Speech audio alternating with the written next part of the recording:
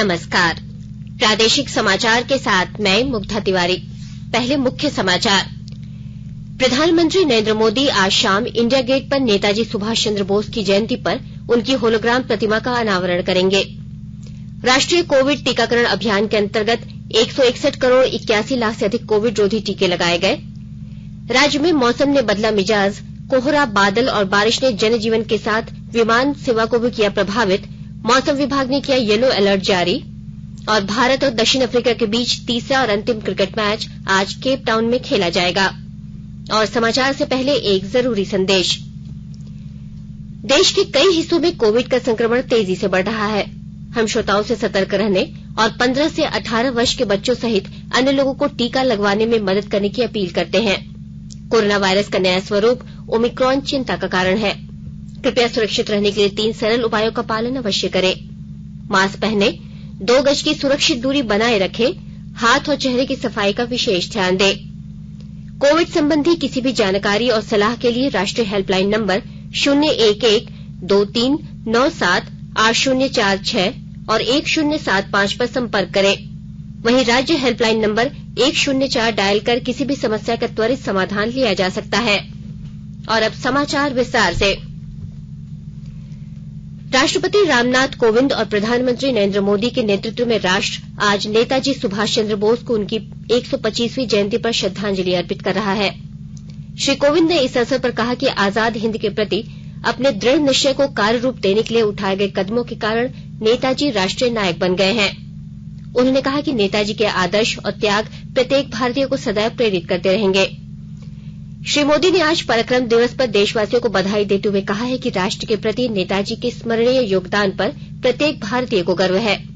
प्रधानमंत्री ने इस महीने की 21 तारीख को घोषणा की थी कि इंडिया गेट पर नेताजी सुभाष चंद्र बोस की प्रतिमा स्थापित की जाएगी।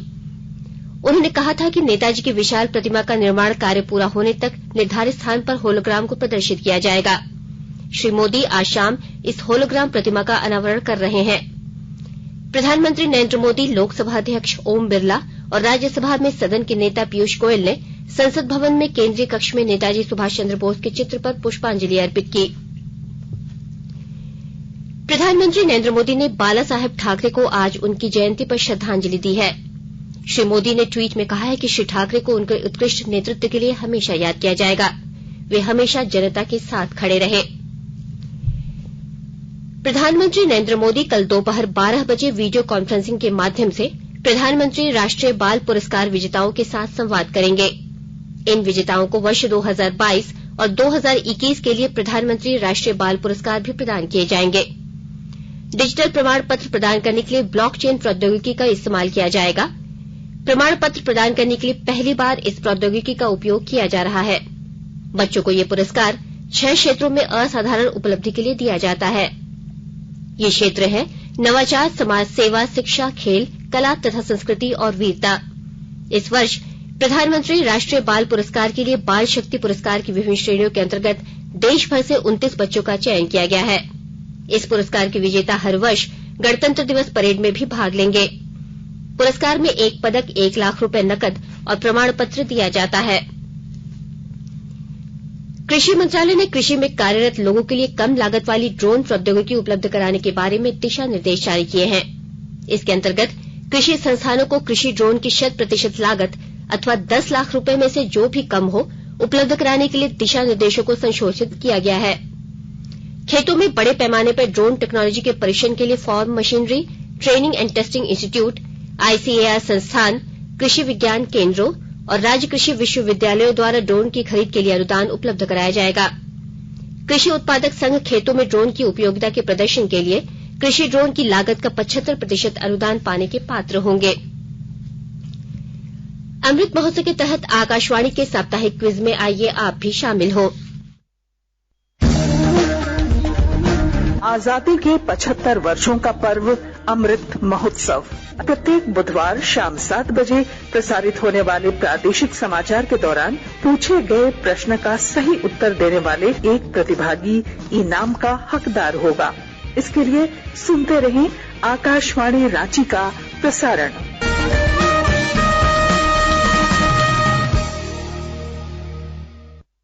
जागो ग्राहक जागो, जागो ग्राहक जागो।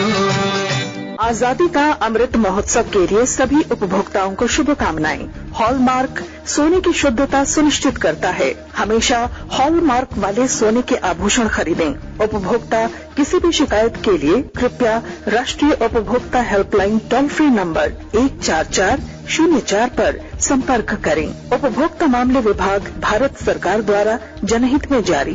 जानो अपने अधिकारों को, अपने हक पहचानो, बेईमानों को सबक सिखाओ, ग्राहक अब तो जागो, जागो ग्राहक जागो, जागो ग्राहक जागो।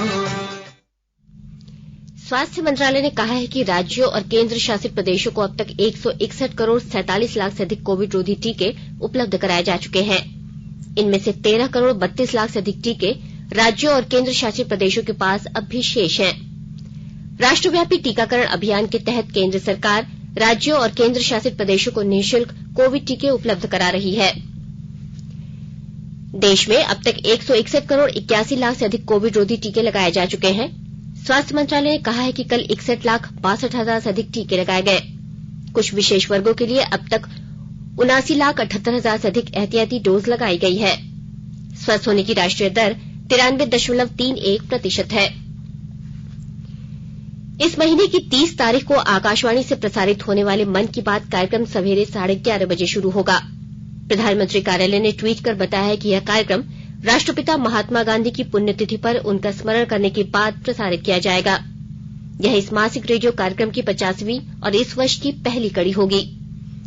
प्रधानमंत्री ने लोगों से आग्रह किया है कि वे अपने जीवन को प्रेरणादायक घटनाओं और विषयों को माईगॉव ओपन फोरम या नमो ऐप पर साझा करें।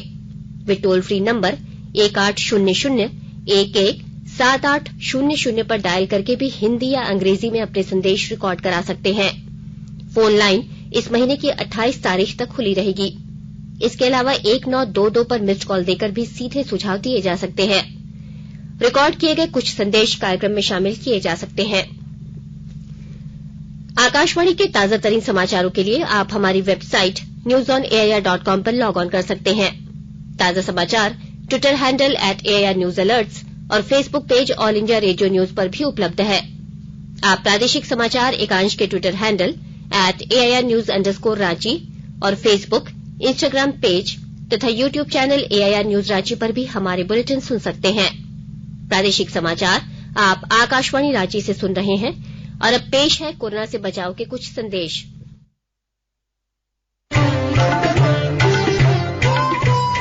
कोविड-19 से बचाव और सुरक्षित रहने के 3 उपाय। मास्क लगाएं, 2 गज दूरी है जरूरी, सुरक्षित दूरी रखें, हाथ और मुंह साफ रखें।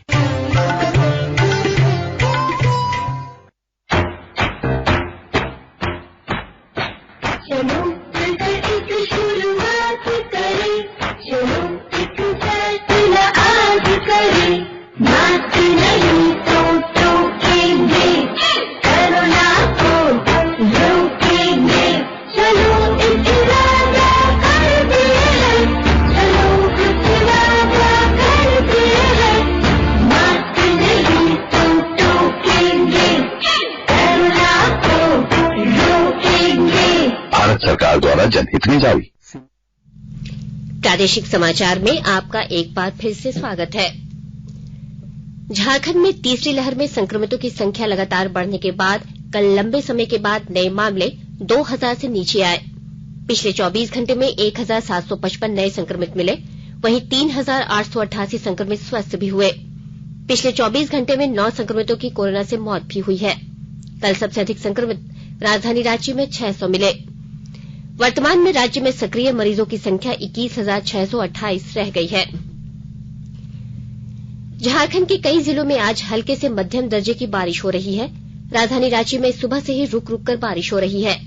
मौसम विभाग ने येलो अलर्ट जारी किया है। मौसम विभाग के अनुसार सिमडेगा, पश्चिमी सिंहभूम, पूर्वी सिंहभूम और सरायकेला खरसावां जिले को छोड़ सभी जिलों में बारिश और ओलावृष्टि का अनुमान है। 26 जनवरी से मौसम विभाग ने मौसम साफ रहने की संभावना जताई है। राजधानी रांची में खराब मौसम और कुहासा की वजह से कल 3 विमान विलंब से पहुंचे। आज भी विमान सेवा पर खराब मौसम की वजह से असर पड़ा। सिमडेगा जिले में जिला प्रशासन की ओर से महिलाओं को आत्मनिर्भर बनाने की कोशिश की जा रही है। जिला प्रशासन की ओर से इन्हें मशीन प्रदान किया जा रहा है। विस्तृत ब्यौरा दे रहे हैं हमारे सिमडेगा संवाददाता। सिमडेगा जिले के ठठीटांगर प्रखंड अंतर्गत जोराम पंचायत निवासी महिला उद्यमी सुनीता देवी को तेल उत्पादन के लिए जिला प्रशासन की ओर से इलेक्ट्रिक मशीन दी जाएगी।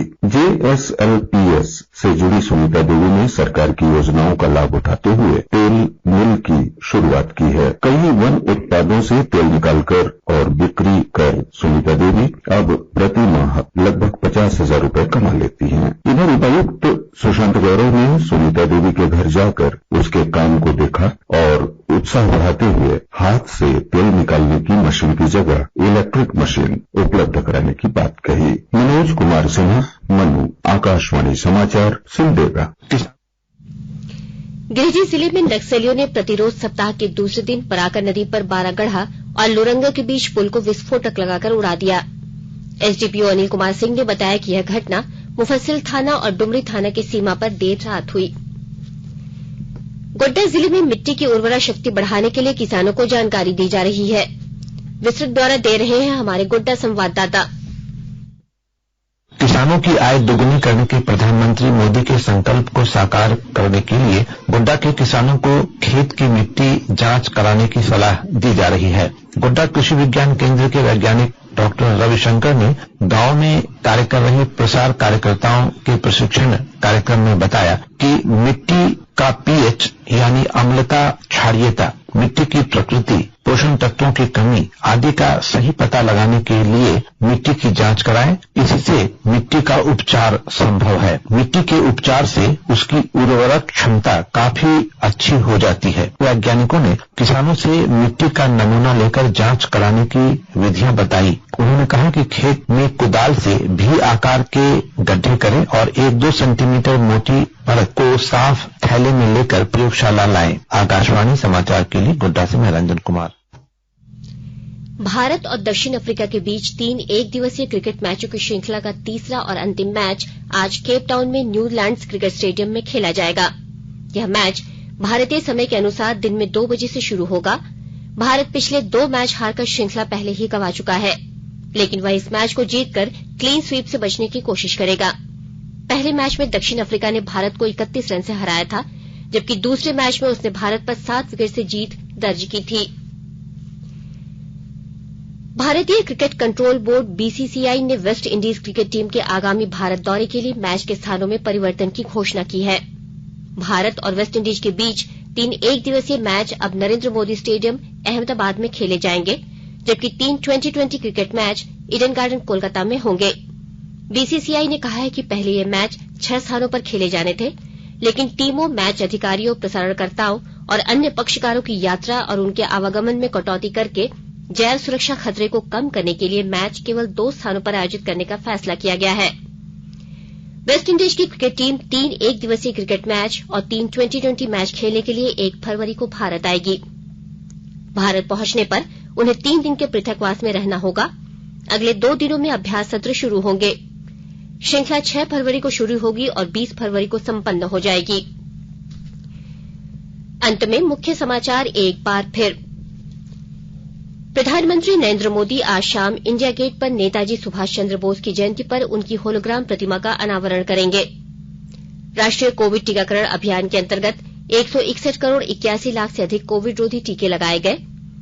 राज्य में मौसम ने बदला मिजाज। कोहरा, बादल और बारिश ने जनजीवन के साथ विमान सेवा को भी किया प्रभावित।